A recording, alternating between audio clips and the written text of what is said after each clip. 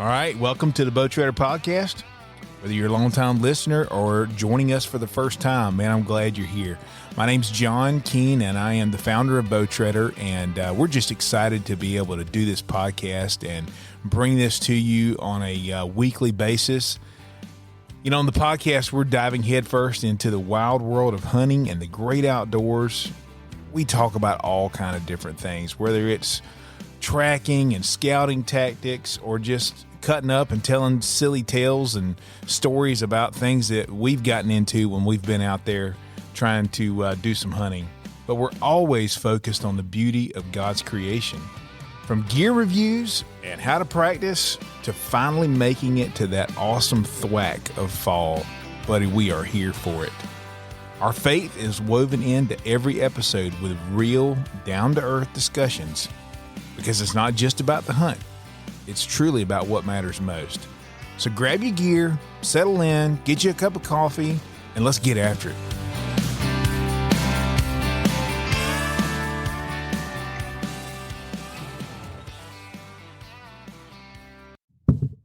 You can't just say it.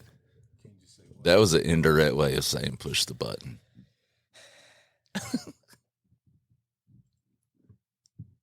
Thoughts aren't thinking. It's not even that early anymore. Yeah. Still thinking about that truck. Yeah, I almost got ran over. Whew. Yeah. That was something right there. That was something. We won't talk about it. It's okay. Brandon, you want to pray us in? Yeah, let's do it.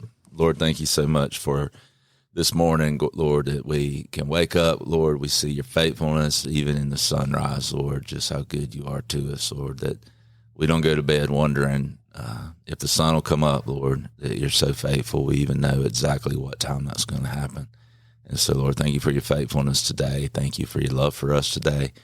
Lord, give us opportunity to share that love with others and to share the gospel, the good news, Lord, the best news that human ears have ever heard, Lord, and give people open hearts to receive it. I pray, Lord, that this podcast would be able to touch somebody's life, that, Lord, you would use it to bring you glory. We love you in Jesus' name. Amen. Amen. Amen. Yeah, we had an exciting morning, but it's good. Man, we've already been up. Had steak and potatoes this morning. Shoot, yeah. Whew. It's good stuff right there. I appreciate y'all inviting me and bringing me some. Yeah, I mean, 7 o'clock's early enough, you know. 7 o'clock's early enough. But, yeah, that was I tried a new cut of steak this morning. Just try it out. It's like not a flank steak. It was like a You said it was a chuck roast. well, it wasn't a roast. It was like a upper chuck something. Up chuck. I don't know. Upchuck. That doesn't sound that good. I'm glad y'all didn't bring me any upchuck. No, it was good. I cooked it two different ways, or I cooked it all the same way. I cooked it on the flat top, but I pounded 2 steaks out, and then I just left 2 steaks. You know, just cut 2 steaks and cooked them, and they were both good. I mean, I enjoyed both of them. The steaks that I pounded out, they cooked way faster. Yeah. So they were much more done than I would prefer a steak. Yeah. But it was still good. I mean, it was tender. Yeah, it was Since tender and since juicy. it was pound out. I liked that better for a breakfast food. It was delicious. For a dinner food, I could see liking the other one better, but for breakfast, I like that. The other one was cooked like perfect. How do you guys say It was a little stringy though. Well, yeah, it was. It's not a cut of meat that you would normally, I know. Just cook like a steak. It's For a reason. it's a cut of meat that you would normally, Pot roast. like slow cook all day long. But it's cheap. Yeah. Want to try something? There you go. Get some more beef in the diet. There, it's good for you. Yeah. Make your babies come out naked. Doctor says it's not. That's great. Hey, that's my favorite saying. Yeah. I mean, I tell these boys all the time. So I work with all these young men. Yeah. I tell them all the time, boys, you better watch what you're eating.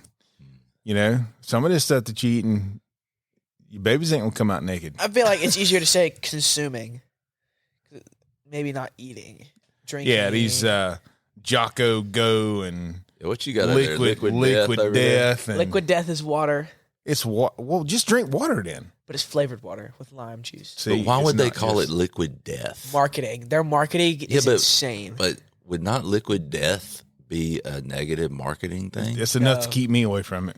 They are a multi million. They had a Super Bowl commercial. Well, but here's the thing. I guarantee you their main marketing is to young men. Yes. Because your frontal lobe has not developed yet. No. And so you don't have the logic to not drink something called liquid death.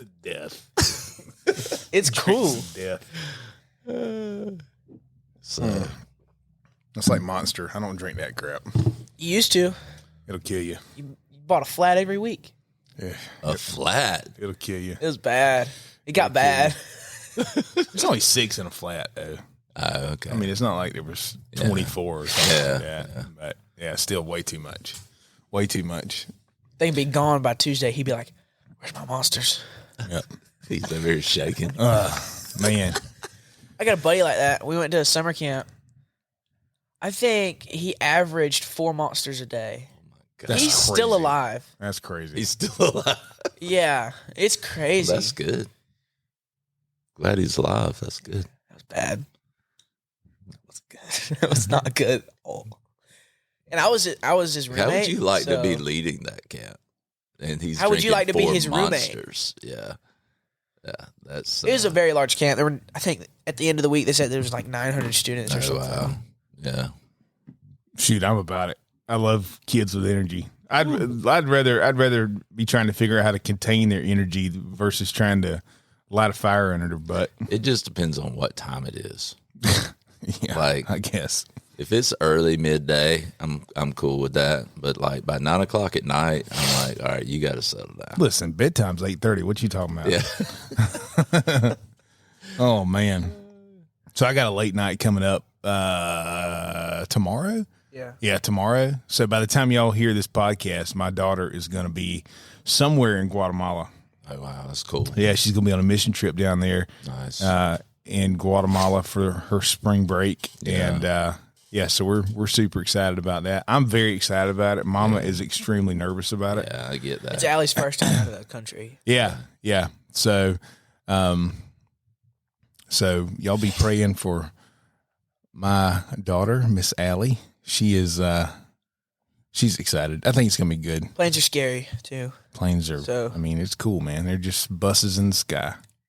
Hey, Spirit's the only brand who has not had a crash yet. Yeah, she's Their not. doors come off, their oxygen tanks come down most of the time, Yeah, but they haven't had a crash.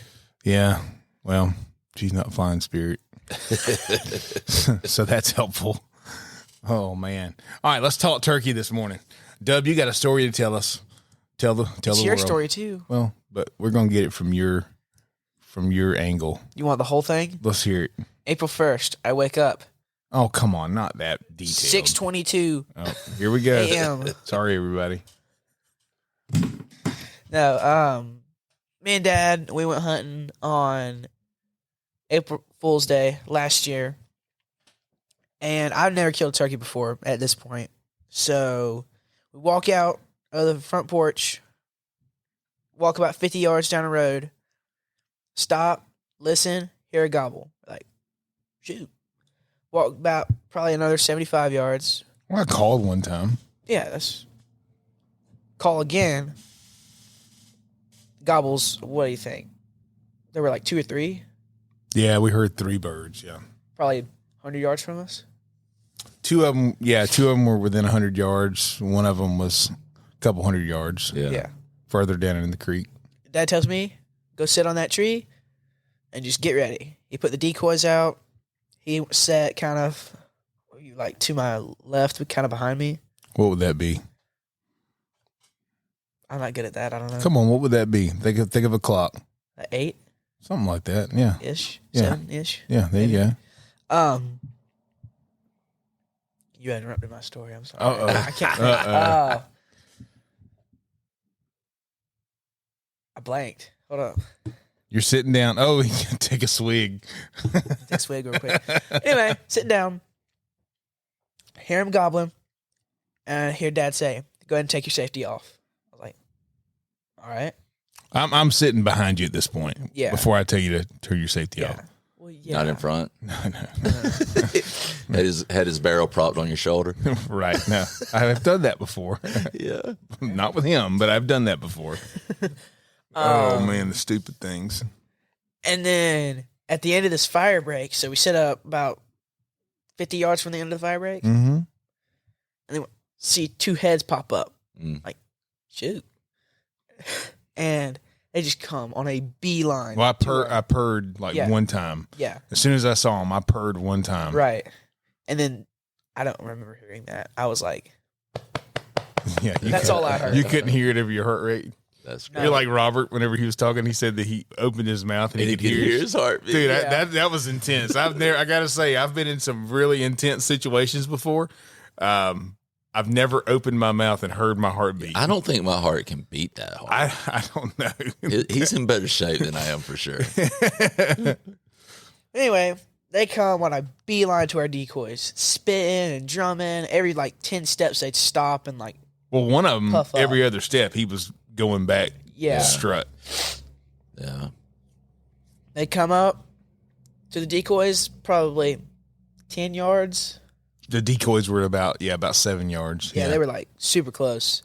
I shot one. As soon as I shot, Dad didn't even have his gun on his shoulder yet, I don't think. No, I didn't. Just pow, got both birds. Yeah, I didn't even aim. That's how close they were. Is it Yeah. Is it on our Instagram? The pictures? Yeah, probably. Yeah. Go back to April 1st. We last year. can repost it. Okay. Yeah. Whenever we post about the podcast, we'll post that up there. Yeah, that was fun. First turkey ever, double up. Dude, it was like It was like the easiest hunt I've ever been on. yeah, it was like a 20-minute hunt. Yeah. I told him, I said, Wes, this may never ever happen again. Y'all are back eating Yeah, and my steak mom pretty texted quick, Dad. right? Yeah, for sure. My mom texted Dad, and what'd she say? She said, y'all get one? I said, nope. She was like, oh man. I said, no, we got two. That's awesome. That's how close the shots were. Mhm. Like she didn't even realize there were two shots. Yeah, and we were probably 125 yards from the house. Probably. No way, man. 75. Really? Yeah, at best. Pretty close. That's we nice were right there. Yeah, we were right there. I mean, Yeah. so where she gets up in the morning, she'll read her Bible and stuff. Yeah. Where she sits is right next to a window Yeah. in our living room, and we were 75, 80 yards from that window. There was no chance she wasn't hearing those shots. No. But yeah, I mean that's the way his first turkey hunt went. That's awesome. Our first successful turkey hunt went. Yeah, I've been on a couple, but never even heard a bird. Yeah. Yeah. So a huge change from like his first turkey hunts. Yeah. You know, like when he was little, when he was a little guy. Couldn't even carry the gun. Oh yeah. I mean, he wouldn't have a gun. You know, because probably the first time I ever took him turkey hunting, he was probably probably like 7 years Yeah. old or something like that. You know, so I'm like, And we were talking about it this morning. I was a small kid till I was like 9 or 8. yeah, I was small. yeah, Yeah. like really little. Yeah. I mean, so Like didn't even break 100 pounds. Yeah. so was tiny. when Wes was, you know, when he was born, he was a little baby or whatever. But then he was 3 years old and he was still wearing like a 3-month-old or 6-month-old swimming suit. Yeah. That's how small he was. Yeah. And he was ripped, dude. I mean, like I'd put him on my shoulders and he would lay down my back. You know, I'm sitting here holding his legs. He would lay down flat on my back and then he could just sit right back That's up. awesome. I think I could do that now, but I think my base is kind of All right. First gone off, away a little bit. First off, I could still hold you. Second, there's no way on your shoulders. Oh yeah, but We're there's no definitely way doing this before I leave. Absolutely. There's no way in the world you could do that. There's absolutely. There's no way, man. I mean, you would do it so effortlessly. And I used to tell you, you don't remember this. I'd be like, don't ever let this slip. Yeah, yeah. You've always got to be able to do this. Yeah, I don't remember that. Yeah. You don't remember the important stuff. But anyway, Whatever. but yeah. So when he was little, you know, I'd take him hunting. In fact, Wes found the little blind that I used to use the other day. It's just Okay. you know like almost it wasn't like It's probably about that tall. I mean, it's about 18 inches tall. It's just Yeah. got like 4 or 5 stakes. Yep, You just yep. stake it in the ground, and I would just do that. And he's, you know, when he'd sit down, he couldn't even see over it. Yeah. Right. You know, right. which means okay, good, nothing can see him. But I mean, we'd go, and we were never successful with him. I don't even know if I heard a bird. being little. We heard Maybe. birds sometimes, but yeah, you didn't. I don't think you knew what to listen for. No. For the longest time. No. So, but yeah, that was really cool to get him out there and get him on a bird and everything. I think I love turkey hunting. Probably, I got to be honest, probably more than deer hunting. Yeah, I You're get that. insane. I don't love it more than duck hunting. It's really, really close. Oh my though. gosh, whatever. It's really close. But I mean, I think the appealing part of turkey hunting is that you get to call and and that thing responds. Oh yeah, it's awesome when a gobbler is just hammering, and there's not much like that, right? When he's just blowing up the woods, and that's an exciting thing. That there's very little like that to me. Right. My favorite sound in the woods is a mega meat going through the lungs Oh of a my deer. gosh. I like that sound too. It's just like, or a broadhead hitting a deer's head. That's a nice sound too. Gosh, It's a nice sound. here comes It sounds like a 2x4 breaking in half. I can't. That's how I describe it.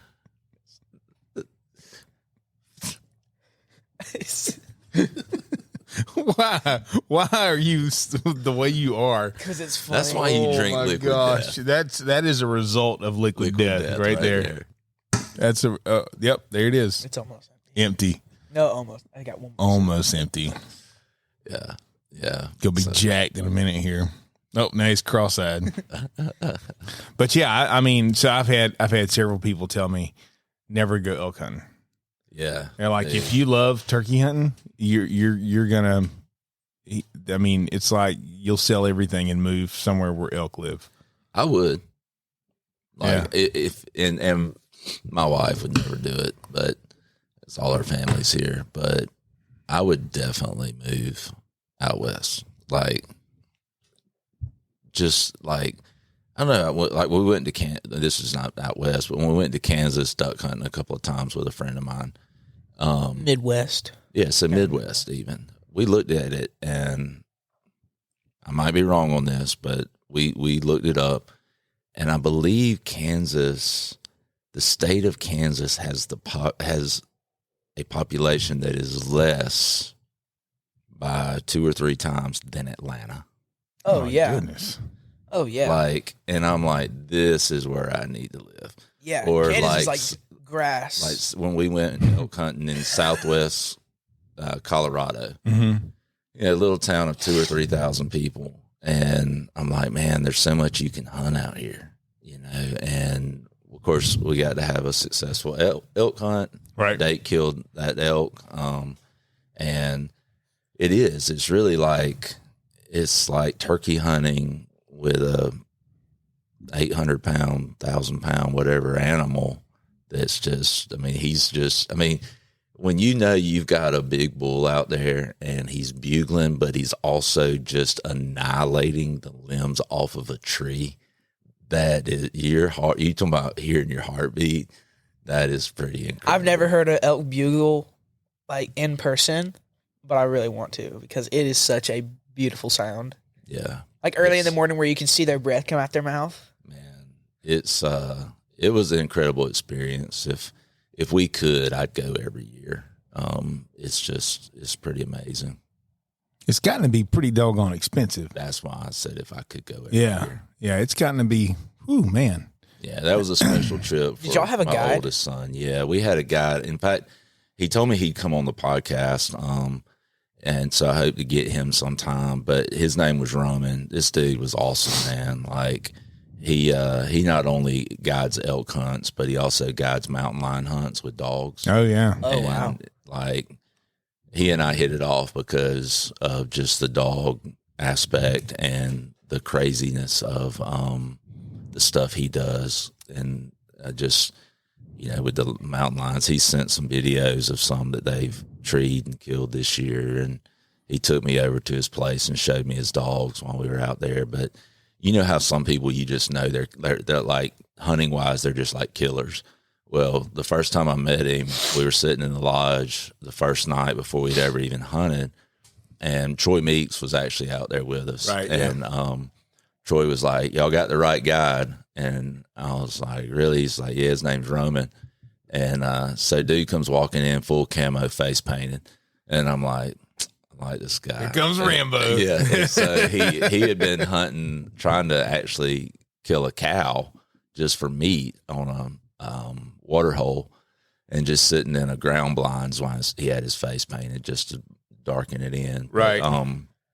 But he was awesome, man. We were on bulls every day, and we hunted the same 4, really 3 after Date killed the one, but without spooking them and busting up that herd. But it was just because he was awesome. So that trip was incredible. And it's like we'd have 2-3 bugling at the same time, and sometimes within 150 yards, all 3 of them just bugling. And of course it was archery hunt, so having to get them in close, and it was something that I for sure will never forget. So, but yeah, it's so much like turkey hunting in a way.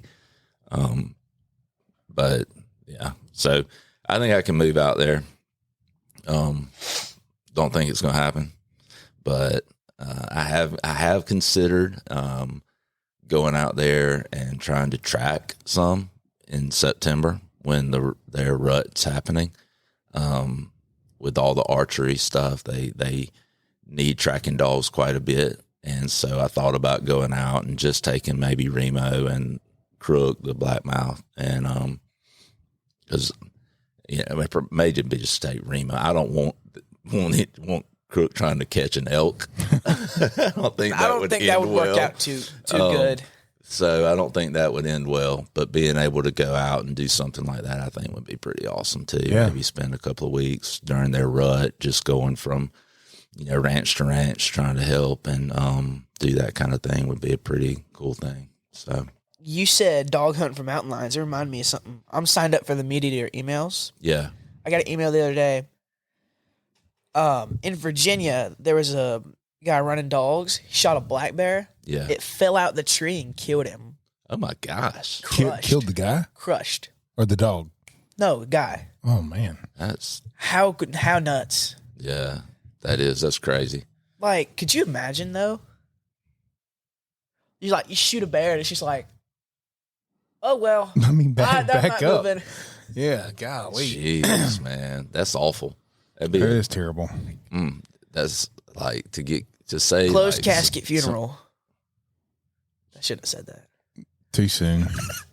Yeah, that's rough, man. Like, yeah, you hear about people getting killed by bears, but not usually with them falling out of trees on someone. So, but I guess that bear was like, if I'm going, you're going with me. I'm taking somebody with me. I'm not going. Yeah, that sucks. So, but back to turkey hunting. Back to turkey hunting. Something I thought about. Have a little. Man. All right. Easy on the Jocko go over there. It's done. Okay.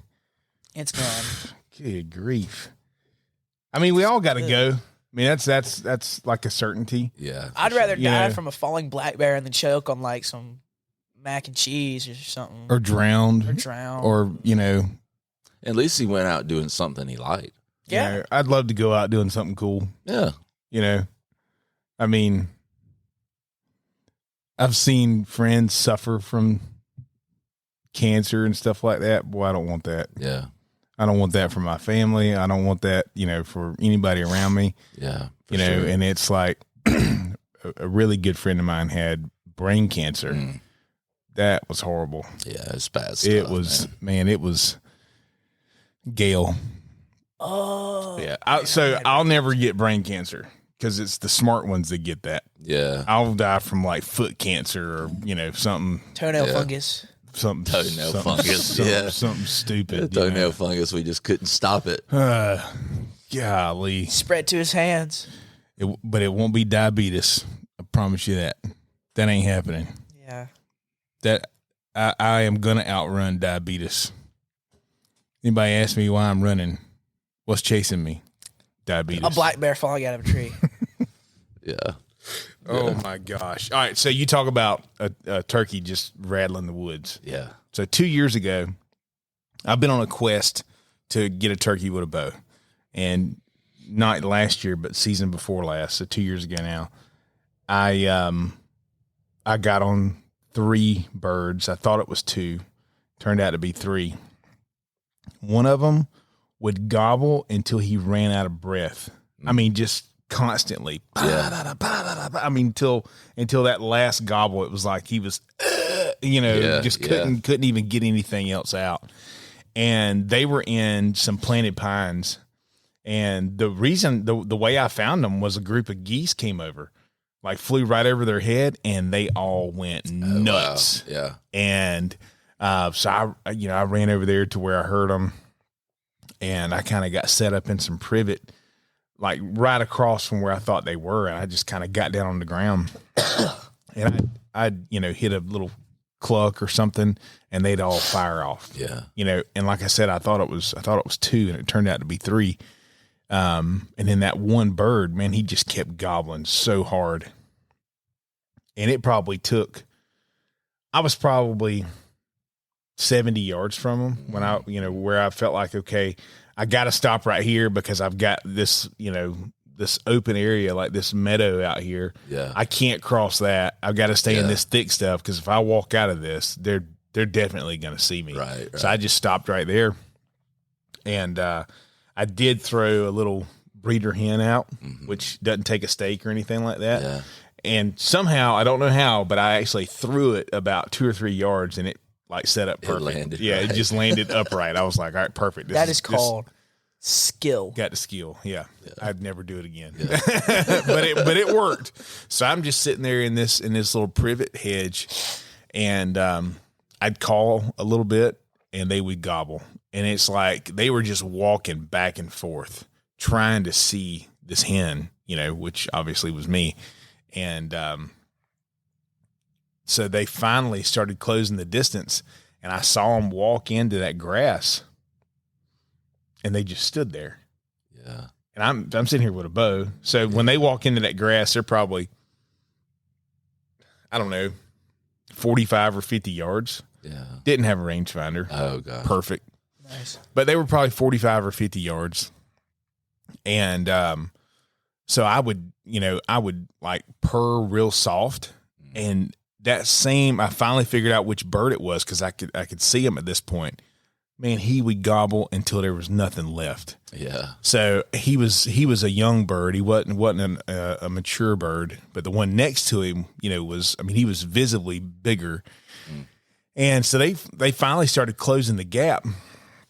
Well, so I say a privet hedge. Don't think, Athens. Think like wild, crazy privet. Some of it's, 4 feet tall. Some of it's probably 12 feet tall. Right. Just this real thick stuff. And so I'm sitting there, playing chess with these birds, trying to get them to come across to me. They finally get at about 30 yards or so, which I'm comfortable with taking a shot. Sure. But where they came, I was like, I felt like I was too deep in the privet to take a shot. Yeah. Looking back on it, I should have done it. Yeah. I mean, if you've got to be in cover, if you've got to be taking a shot in cover, you'd much prefer for you to start out in the cover. Exactly. And whatever you're aiming out to be out in the open versus whatever you're aiming at being in the cover. Sure. And you shooting into it. So looking back on it, I should have taken the shot. I was sitting there holding my bow at this point. I was using a mouth call.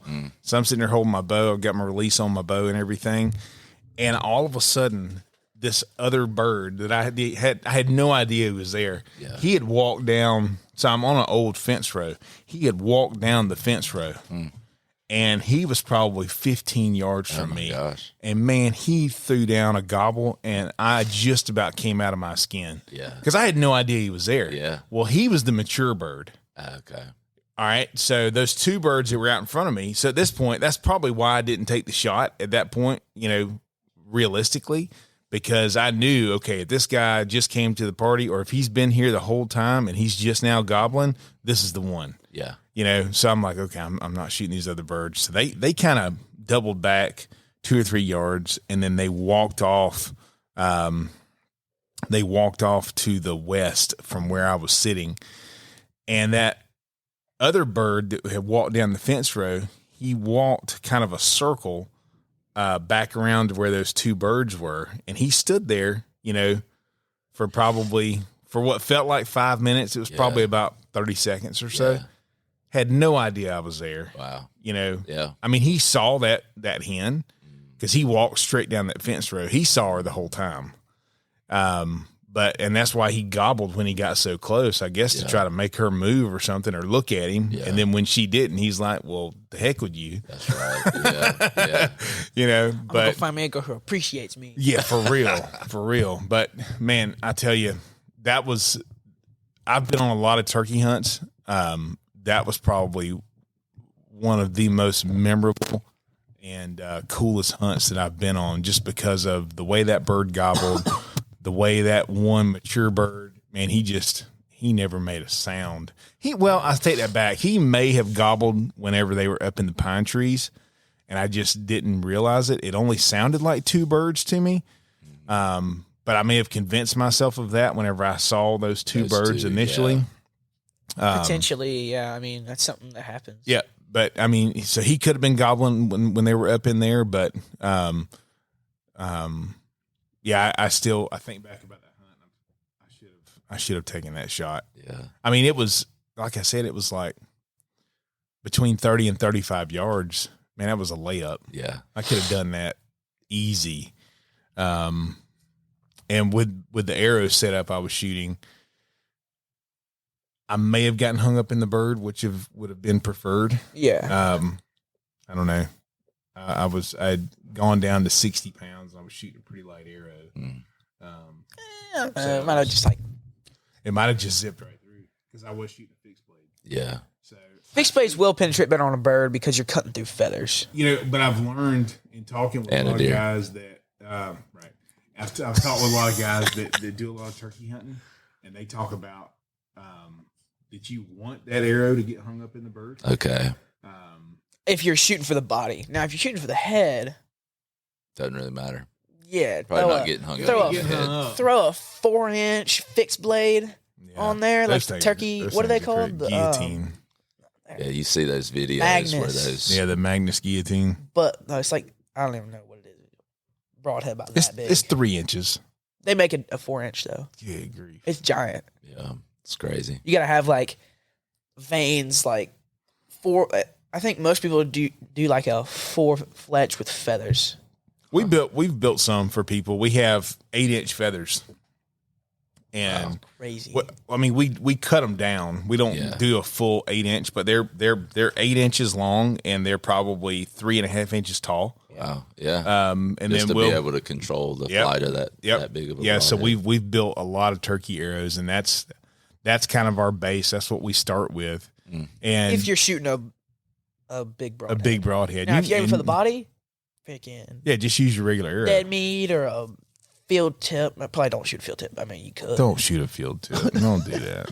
I never killed turkey with my bow, so I don't really know. Don't shoot a field tip. That would be cool to kill. That was bad advice, everybody. Don't shoot a field tip. You can. That was the just don't say guy. I told you to. Yeah. That was no.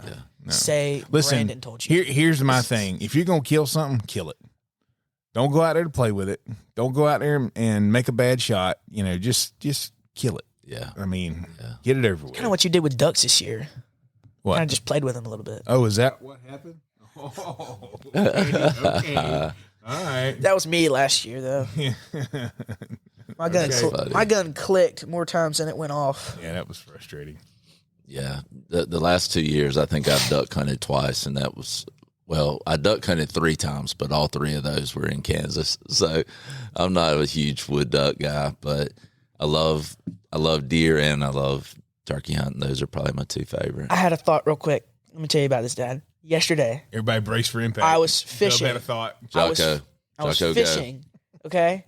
And I heard ducks get off the water. Yep. I was like, okay, cool. I look up. white body, kind of black tips on the wings, with kind of a brown head. Mm-hmm. What kind of duck is that? I don't know. I mean, it could have been. It. Did they squeal when they got up? Yeah. It was probably a hen, wood duck. Okay. They'll trick you sometimes. One of them looked like a pintail for a second. It wasn't no pintail. It kind of looked like one. It did. You can pretend. I could. I was like, I could be like, man, Dad, I launched a boat. I saw 40 pintail. No. Get off. Bull sprigs, get off the Now, that's water. borderline more on lying. Yeah. That's more like a lie than. I'm going to tell you right now, I'd go to jail. I'm just going to tell you.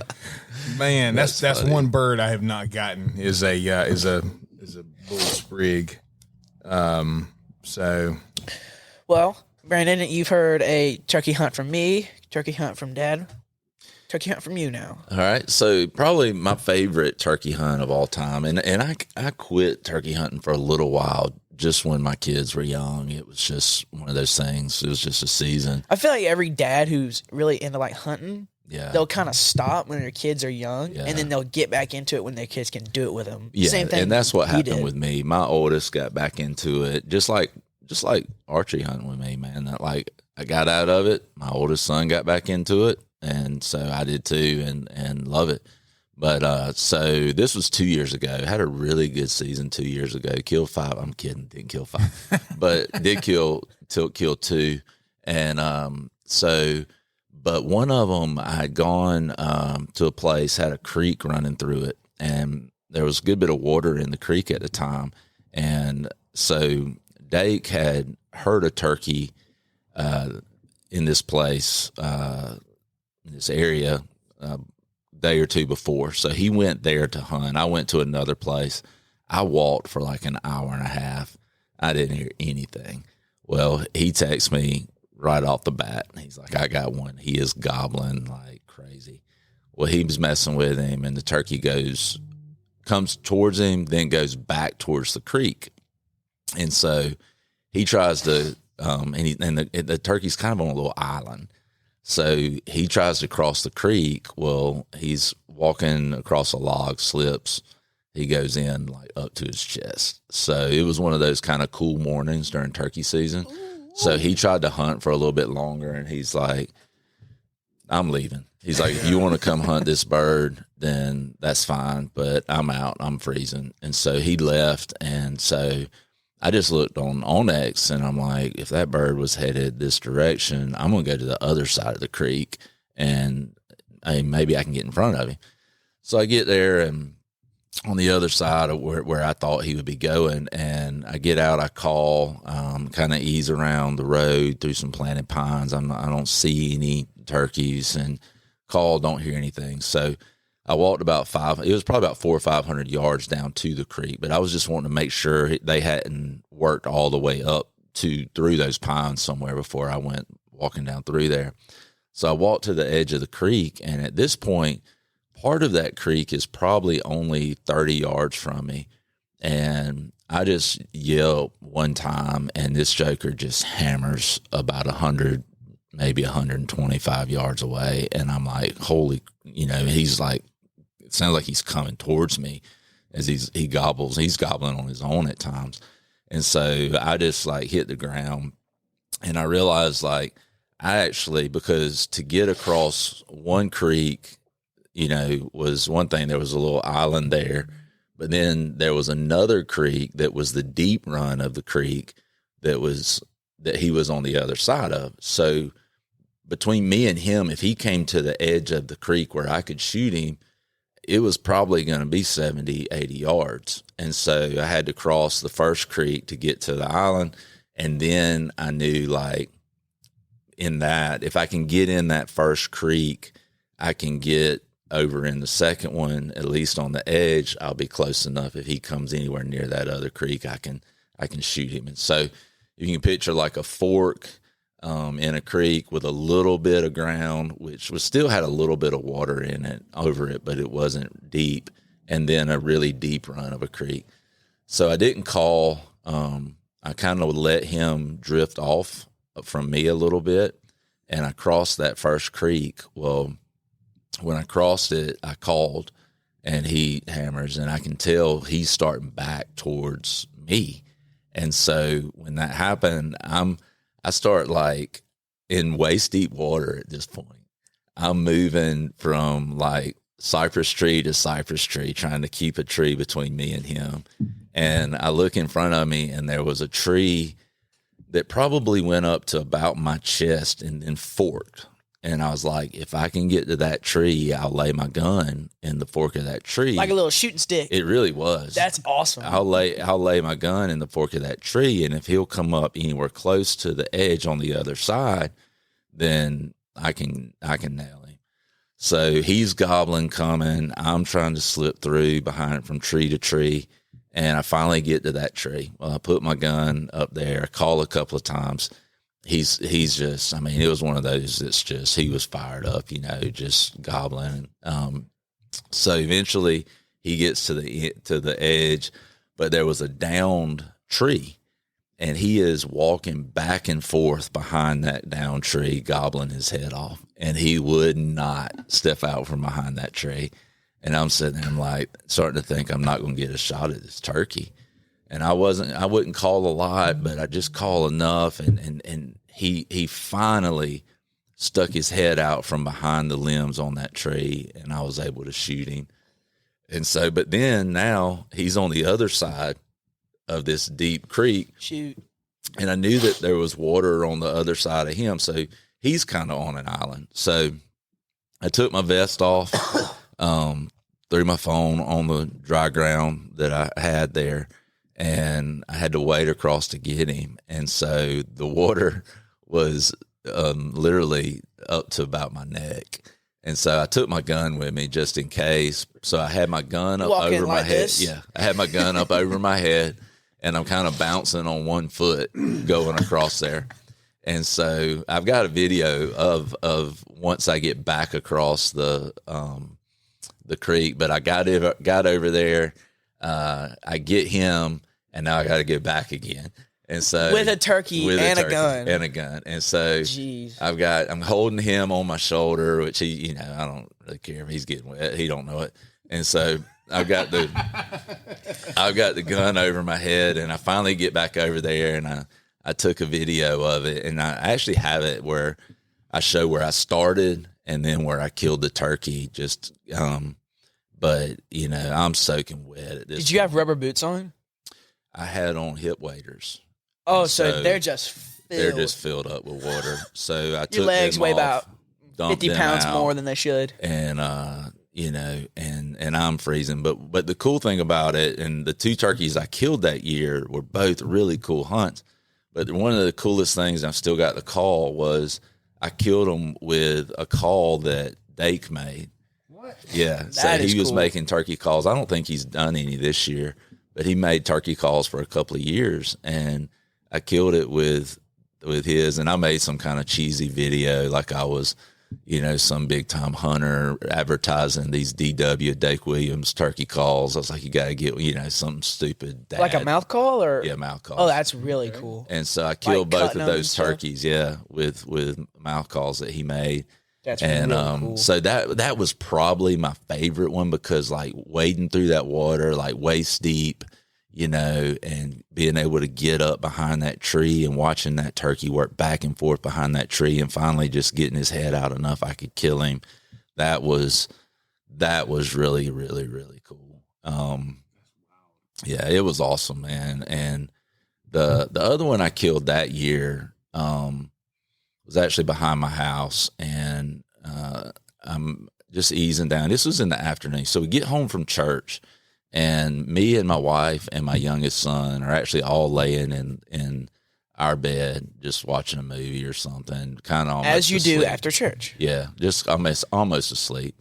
And it's late, like it's getting late in the day, and so like 4 o'clock late, or like 4:30 late, you know. And so there's not a whole lot of time left, you know. And so I'm like, I'm going hunting, and so I'm just going to go back behind the house. If I don't hear anything or nothing's, you know, I'll check a food plot. If there's nothing there, I'll just come back. And I was like, Reed, you want to go?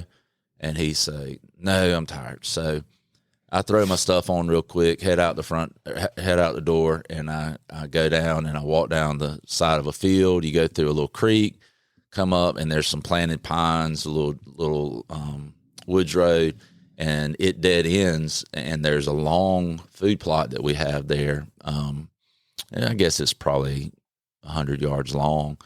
Well, a lot of times turkeys will be in there. It wasn't planted in anything, but a lot of times turkeys will just be in there. So as I get closer to that corner, I'm like, if I'm not careful, they're going to see me through these pine trees. And so I get down and I crawled on my belly up to the edge of the pine trees, and I called a little bit right before I get up there. I don't hear anything, but I crawl up there, and there was a little log. I mean, it's probably only about 6 inches in diameter. So I crawl up there, and I'm looking down the food plot, and I'd called, and I'm looking down the food plot, and there's nothing in it. But I look over on the left, and it looked like, because of the way the sun was setting, you know how you get that glare on the woods? Mm-hmm. Well, it looked like a stick that was sticking up on the edge of the wood line, probably 75, 80 yards down on the left side of this food plot. And looking at this stick, and it's not moving, but I'm like, my gosh, that looks like a turkey's head, and neck that's sticking up right there. And I'm like, that's got to be a turkey. And so I just called a little bit with a call that Dake made, and right after I call, he steps out into the food plot, 75, 80 yards. I called and I yelped a couple of times. He blows up. He just starts strutting. But as he's getting closer, I'm like, he's probably worked into about 60 yards real slow. I got a slate call out, and I just started purring and just clucking a little bit on it. No interest whatsoever. He actually turned, walks out the food plot. I'm like, well, dang, just screwed that up. So I put the mouth call back in. I call. He doesn't gobble. He never did really gobble, but I call. 2 minutes later, he's back in the food plot. And every time I would call, he just blew up. And I watched him, because he had gone out the end of the food plot. I watched him work all the way up, and there was a little rise in the food plot. So I watched him work all the way up that food plot. And every time I'd call just a little bit, he'd blow up. And I bet it took him 10, 15 minutes to work all the way up the food plot.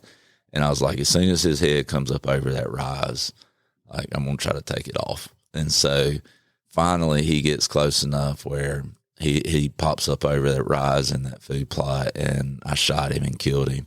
But the whole thing, the whole thing probably took 25 minutes, And so I text Reed and the other boys, and I was like, I'm like, Reed, you should have come, Yeah. And so, and then of course he's calling me, blowing me up. But but then that was with the call that Dake made again. And so those were really cool, especially to be able to kill with the call he made. Yeah, so that's super cool, man. Yeah. But those were a lot of fun. Getting to see those turkeys, one working like they were, but just kind of unique experiences too. So it's pretty cool stuff. Yeah. It is a lot of fun. I mean, it's I say all that. I say I love turkey hunting and everything. Probably my favorite thing to do is to take a kid like Wes. Yeah. Or to take, somebody that's never been before. Like I took Mr. Charles last year. He killed a bird. He comes out there with his Sweet 16. Oh, yeah. It took him 3 weeks to find shells. I was like, Mr. Charles, I got a gun. No. I want to use this one. That's good. So he found some shells and he got them ordered. Like I said, it took a few weeks to get them in or whatever.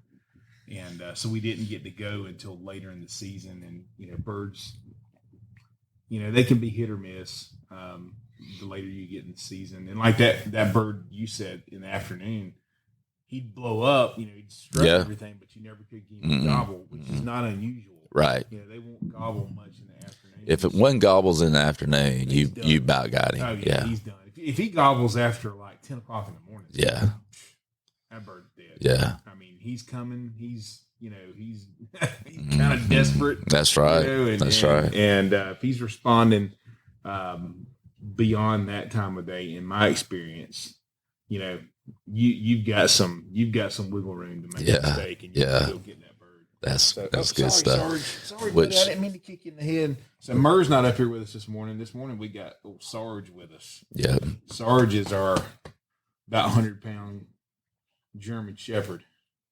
Yeah, he's awesome. He's a big old baby, but you don't want him mad at you. I would not try to come in my house in the middle of the night. Yeah, that's for sure. That's for sure. I'll put it that way. Yeah. But anyway. You talking about taking kids hunting, there'll be a lot of people who love taking kids hunting in about a week and a half. Oh, yeah. Next weekend, everybody's going to want to take kids. When it's youth week, man, there's a lot of people that love to take kids hunting. But yeah, I mean, I would, if a kid wants to go hunting, I'd just think, I wouldn't even take a gun. Yeah. I'd just go. Yeah. Tell them what to do and how to do it. And that's right. I mean, I get a lot of joy out of getting to do that.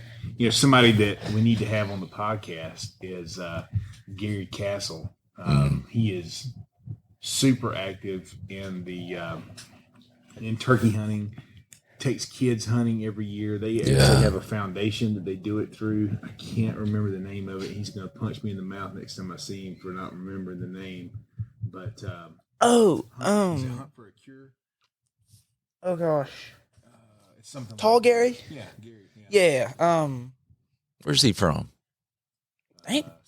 Yeah. I tracked a deer for a guy that did something like that. I just didn't know if that was him or not. I can't remember the name. Yeah, Gary, he's a great guy, man. And he killed a heck of a deer on Fort Stewart this year. I think it was a Boone and Crockett, right? Or a Pope and Young. It was one of them. It was definitely Pope and Young. It may have. So Boone and Crockett's got to be 120. Boone and Crockett, I thought was like 160 or something. Yeah, Boone and Crockett's big. Pope and Young's 125. So it was Pope and Young. Definitely Pope and Young. It wasn't Boone and Crockett if it was 160. No. Yeah, I don't know. Well, I honestly don't know exactly what it is. I know it's up there. One of them's 125. Pope and Young's 125. And he made that one. And it was a very good deer. For Fort Stewart, if y'all know about Fort Stewart, it's like, what is it, like 100, 200,000 acres? It's huge. Humongous. It is giant. You just want to pay attention to the bombing area signs. Yes, you have to sign in, make sure you can. If you see something, don't pick it up. Just leave it there.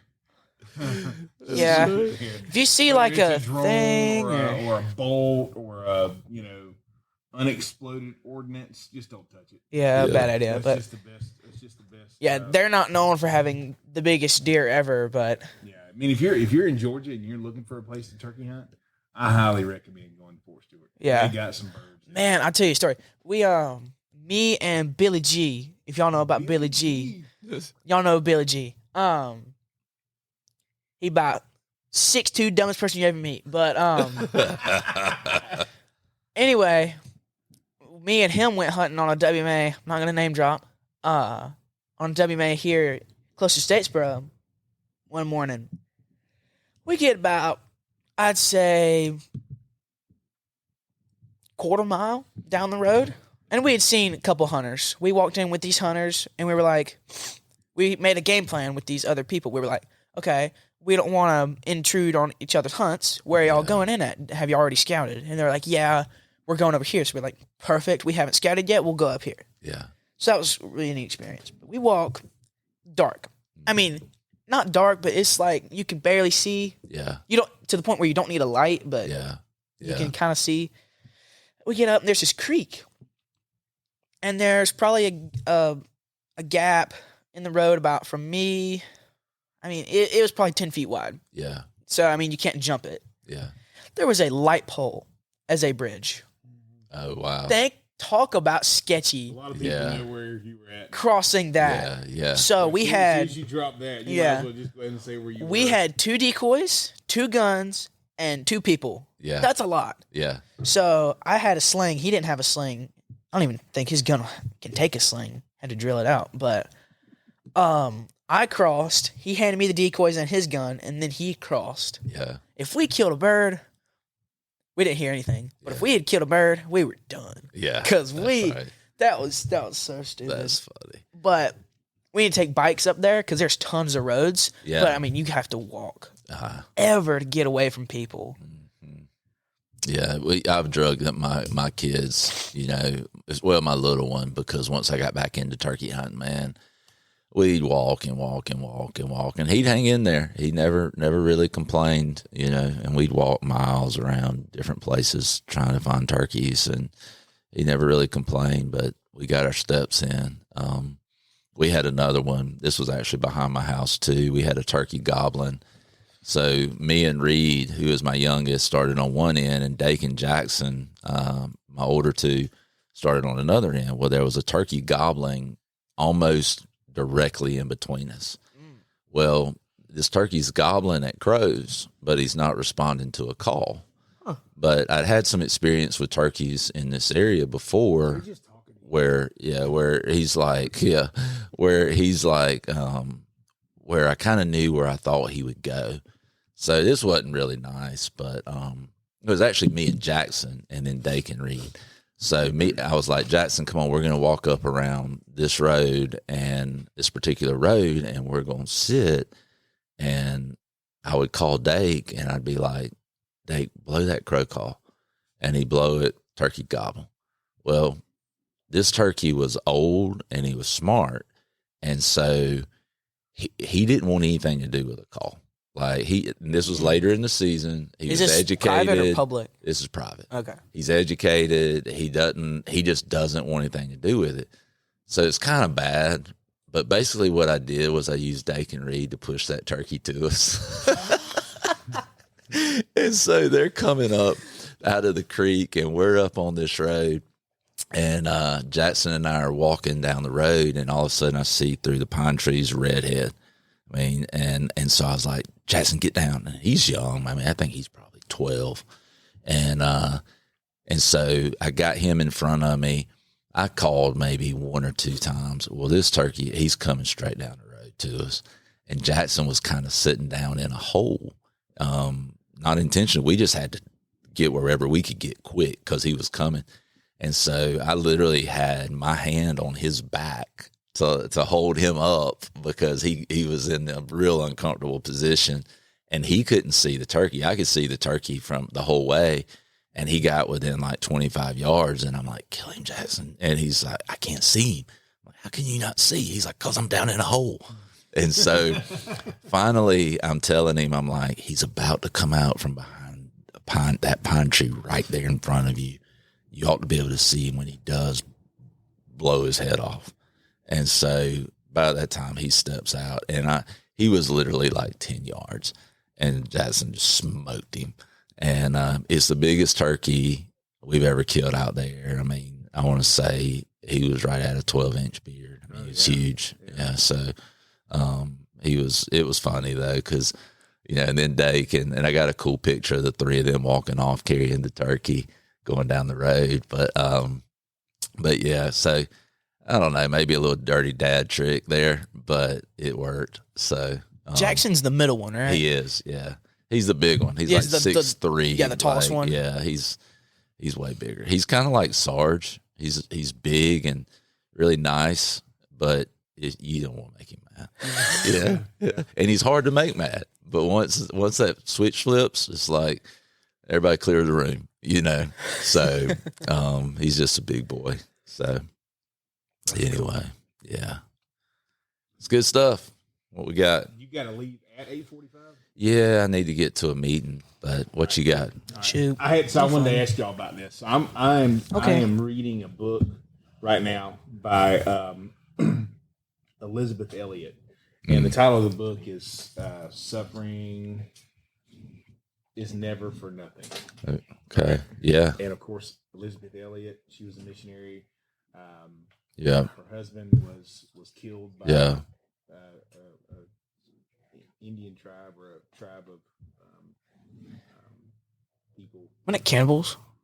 No. Oh, So sorry. they thought the tribe that killed this group of men thought it was a group of cannibals. Okay, that's where I got that from. Yeah. I knew cannibal was somewhere in the story. Yeah. Okay. So it was like Aucan Indians or something like that. I think was or what was the tribe that they were a part of.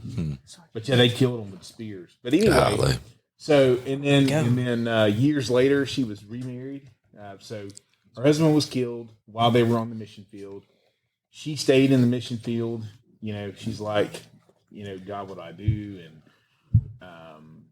you know, she talks about doing the next step. Yeah. And the next step was, okay, we still have this mission. You know, we still have this work to do. That's right. So she went to figure out, you know, how to run a diesel generator and how to distribute food and all this kind of stuff. I mean, she kind of took on the role of some of the tasks that he was doing because he was no longer there. And then years later, she was remarried, and then that husband got cancer and died from that. Dang.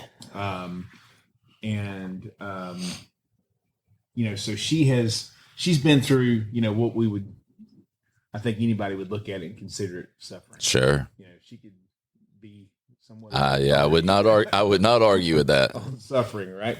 Well, she says, and I wanted to ask y'all about this. She says how to deal with suffering of any kind. She has these 4 things that she talked about. She said, number 1, recognize it. Number 2, accept it. Number 3, offer it to God as a sacrifice. And number 4, offer yourself with it. Wow. All right. So here's the part that I want to talk about. Accepting it, recognizing it, and accepting it. I understand. Now, it's hard. Yeah. Not recognizing it. It's pretty, I mean, your husband gets killed. Yeah, that's obvious. That's not hard to recognize, right? I mean, now there may be some things in life that we'll go through and it's, maybe we wouldn't consider it suffering because sometimes we would compare it to, well, you know, well, my wife didn't die.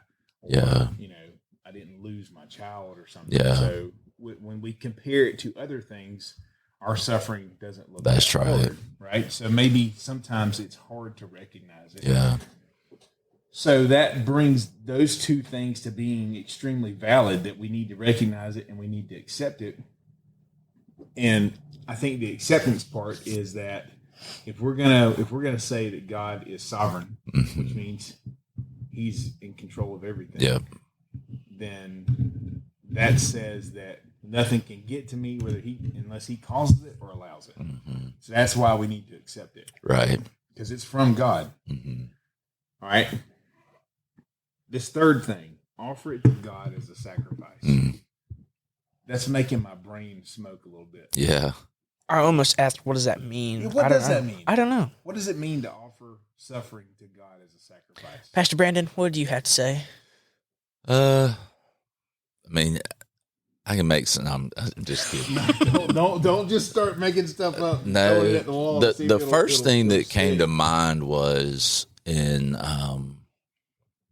the book of Romans when Paul talks about in view of God's mercies, offer yourself as a living sacrifice, holy and pleasing to God. This is our reasonable act of worship. And so that was the first thing that came to mind is just this reality that our lives are to be lived as a sacrifice. And, and if I think about what a sacrifice is, I think about is something that is given to God sacrificially, trusting Him with the results. And I think about it as, to me, that's what I go to with that is as me living my life as a living sacrifice. If I can take that suffering and offer it to Him as, God, I'm trusting you with this. I'm offering you something that costs me something. And that was the thing. You think about the sacrifices even in the Old Testament. You couldn't just sacrifice a lame animal. It had to be something that mattered. It had to be a perfect animal. it had to be perfect, right? spotless. That's why John the Baptist sees Jesus coming, and he's like, "Behold, the Lamb of God who takes away the sin of the world." He was the spotless Lamb who would ultimately come and take away our sin. And I think about suffering. We don't suffer because something happens with things we don't care about. We suffer because something happens to things we care deeply about. So one of the things that she said in the book, and I highly recommend reading this book. Again, it's called Suffering is Never for Nothing. One of the things she said in the book was, if you don't want to suffer, you have to purpose to never love. And I did that in my life before I was saved. Well, yeah, you've talked about that before. On the podcast. Just being hurt enough that I just said, I'll harden my heart as much as I possibly can. I won't love, I won't care, and which is pretty much impossible to do. Oh, yeah. I mean, But you can say that. You can tell yourself that's what you're doing. and you can do it to a degree, but it's one of those things where Eventually something will happen and you're just everything's gonna come out at once. yes. And that's what happened the day. It was actually April 1st. You mentioned April 1st. It was April 1st of 2000 when I got saved. And that's what happened. That heart of stone was taken away. He gave me a heart of flesh and an affection for him. And I think about that, like, you know, with this is you can go through life without loving and being loved, but it sure is empty, you know. And you're gonna feel pain, but the emptiness of not being loved or not accepting love and not loving is worse than the pain, I believe, for sure. Yeah, it's just an interesting perspective. Yeah, Of saying that I'm going to offer my suffering to God as a sacrifice. And, if we say all good gifts come from God, yeah, which I believe, yeah, right? that's right. That's what James says. Absolutely.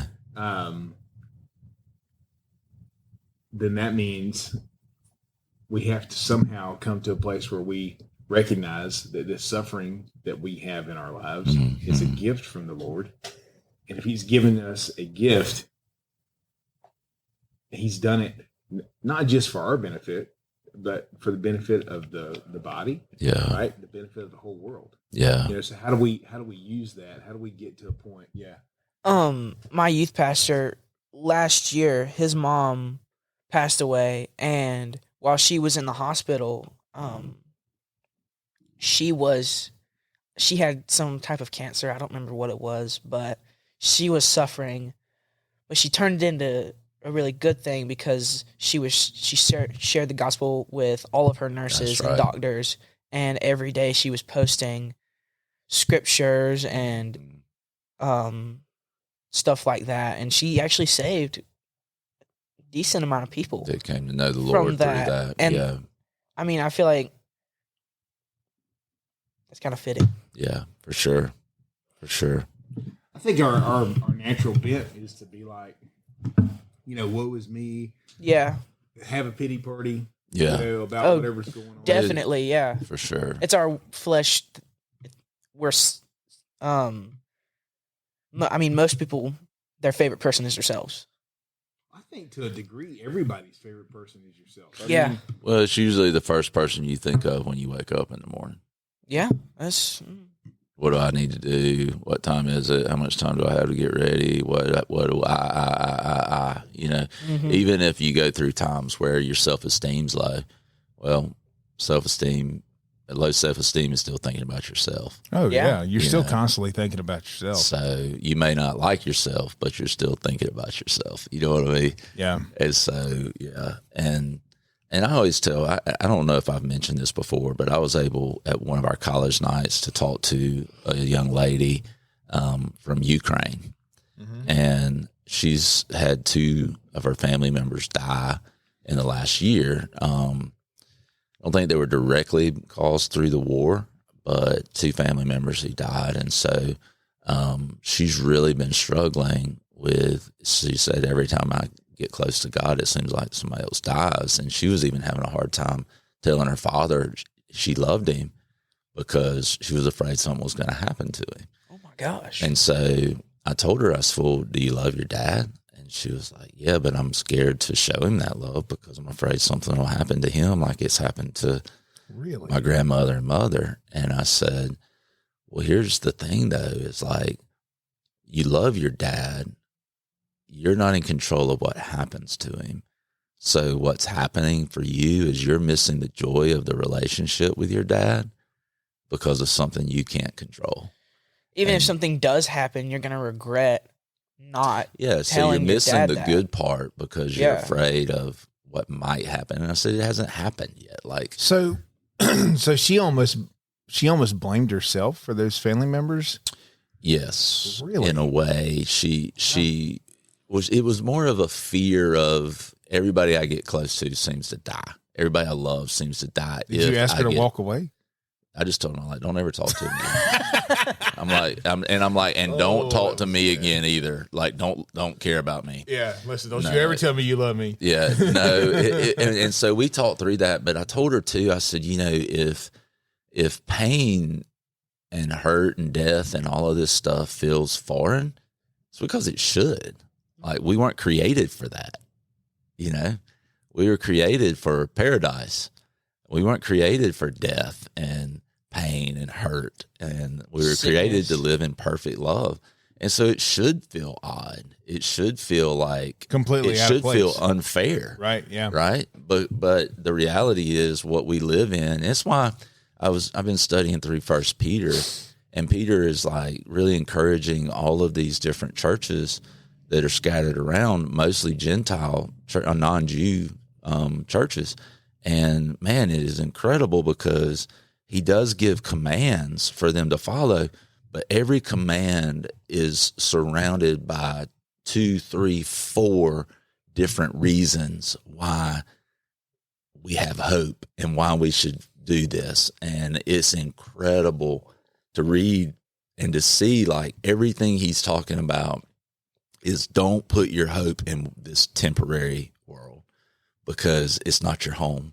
Right. He's the one who talks about us being, he uses actually a lot of the language that is in the Old Testament describing the Jews coming out of the Exodus, out of Egypt through the Exodus, describing us as still being sojourners, so to speak, or exiles ourselves waiting to go into the promised land.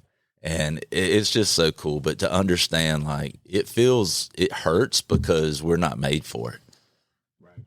So, it's it was just it was interesting to me as I was reading through this, and the reason I asked about it is because I'm going to be teaching on this on Sunday. Yeah, and I'm trying to wrap my brain around it. You're probably going to get those questions. Oh, I hope I do.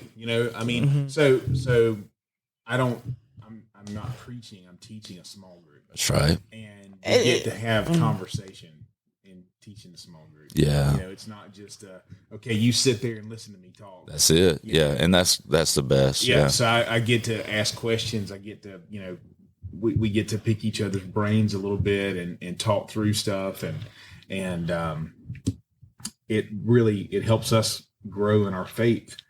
Helps us understand why we have the hope that we have. Yeah, right? As we go through that. So just it's something that I've never considered before. I am 100% okay with admitting that I've never looked at suffering or loss or something like that as something that I can offer to God as a sacrifice. Yeah, of course I've looked at offering myself to God as a sacrifice. I am called to be a living sacrifice. Right? Yeah. I'm called to take my cross. Yeah, every day. Right. I'm called to deny myself and take up my cross. Yeah.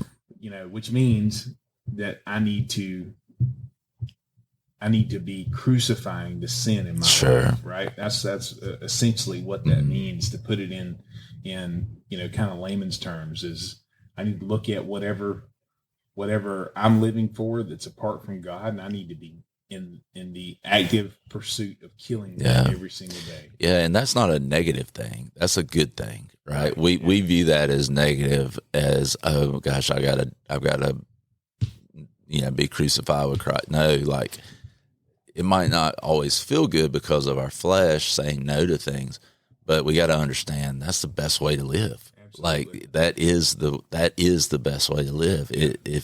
You know, so I last week, I'm not ready to tell this whole story yet. I'm still kind of processing through it. But I was prompted by the Holy Spirit to do something. And when I got this initial prompting, I'm like, all right, I heard that wrong, you know. Yeah. That's stupid. I'm not doing that. And I was going to meet with somebody. And I went to turn down the road that I needed to go down to go to meet with this person. And I mean, I slowed down, I had my blinker on, I was getting ready to turn, and I turned my blinker off and I just went straight. I had to argue with the Lord for a minute. Oh, yeah. All right. So I went and I had some trash in the back of my truck, went and threw the trash out and stuff. And I'm still, I mean, I say I'm arguing. I'm just going back and forth, you know. Yeah, I can't tell you how many times I've done that. Like this is stupid. Yeah. No, I'm not doing this. Absolutely. This is absolutely ridiculous. No, Yeah. No, I'm not. Yeah. And I was like, you know what? God, I know that you're faithful. Yeah. I know you're faithful. There's no question in my mind about that. And I know what's better than any sacrifice I can give to you is obedience. Yeah. You want that more than anything. Yep, that's right. So I hope this wasn't, you know, from a bad burrito that I ate last night or something, you know, or, you know, something I shouldn't have eaten for breakfast this morning or whatever. But I'm okay. Yep. I'm going to do this. And I did it. And man, I was like bracing for impact. Yeah. I mean, I had no idea what the response was going to be. And I'll share the rest of that story one day, but not today. Yeah. Okay. But anyway, all right, we got to wrap her up right there. Yep. We went from turkey hunting to crazy turkey hunting to bear hunting, tactical turkey hunting. Yeah.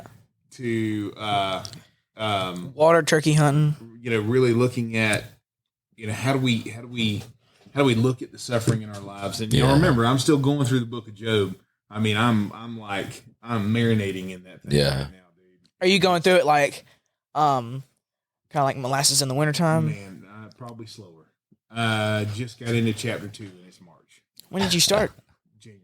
Wow. Oh, wow. So jeez, Job isn't that big. It's 42 chapters. 42? Yeah, 42 chapters. Oh, it's bigger than I thought. Yeah. It gets where it feels a little redundant in the middle, where his friends are just trying to give him advice. Yeah. Yep, here come the friends. And they're just like spewing stuff. If you move through these chapters, you're going to be in Job for like 5 years. I'm cool with that. I don't care how long it takes. So the way, and this is the last thing I'll say, the way I study, sure. I take a journal, and if you think about opening a book, on the right side of the page, so when you open the book, you've got, you know, a page, you know, like the front of the page, like you're reading a book, right? On the right side would be kind of where you read, and then you turn the page and you read on the left side or whatever. So I actually transcribe scripture on the right side. I write it out, you know, word by word. I write it out, and then on the left side, I make any kind of notes about. Okay, this is. I'll make cross references of scripture and stuff like that, and like, okay, this word right here, this word was the same word used for, like, okay, so burden at a spot in scripture is the same word used for gift at another spot in scripture. Yeah. So that's helped me with this idea of offering this as a gift. That's right. So anyway, that's the way I go through doing this. And the reason I do that is because there's something that happens. I don't know if it's in everybody's brain, but there's something that happens in my brain if I write something down. Yeah, that's how I studied in college. I just rewrote my notes. Yeah. Yeah, it was just easier to remember. You're kind of making like your own study Bible almost. You know, who knows? I might print it one day. Probably not, but that's what and 3 people will buy it. Me, the John Keene Study Bible. Me, Nana, and some weirdo. Yeah. Some weirdo. Yep, that's good stuff. That's where it's at. Anyway, that's what I'm doing. That's my process for going through it. But all right, let's kill it. We're done.